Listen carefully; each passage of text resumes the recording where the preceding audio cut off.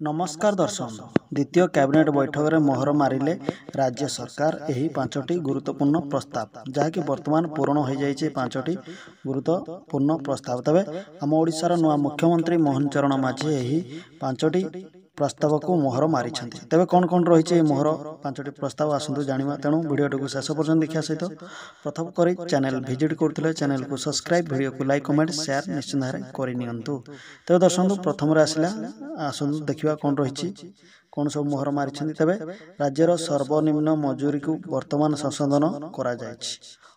अणकुशली अर्धकुशली कुशली मुख्य कुशली मजूरी बढ़ी तेज अणकुशली मजूरी 352 टଙ୍କା थिला बेले वर्तमान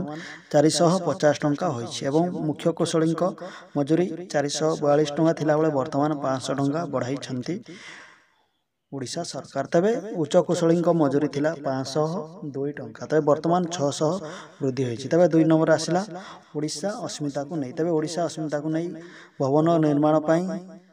200 कोटी टଙ୍କା घोषणा करिसेंती मुख्यमंत्री मोहन चरण माझी तेबे 3 नंबर आसिला कनिष्ठ शिक्षक नियुक्ति को नहीं तेबे वर्तमान कनिष्ठ शिक्षक नियुक्ति को नहीं मध्यम बड़ घोषणा करिसें तेबे 18,000 नियुक्ति नहीं निर्देश देइसेंती मोहन चरण माझी तेबे 18,000 पदवी नियुक्ति में मध्य निर्देश देइतिले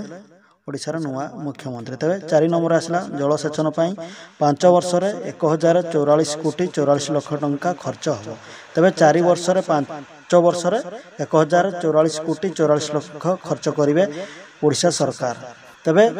ता सहित आसला 5 नंबर आसला सामिल होई नथिया पीएम किसान बाद पड़िथिबा बा जो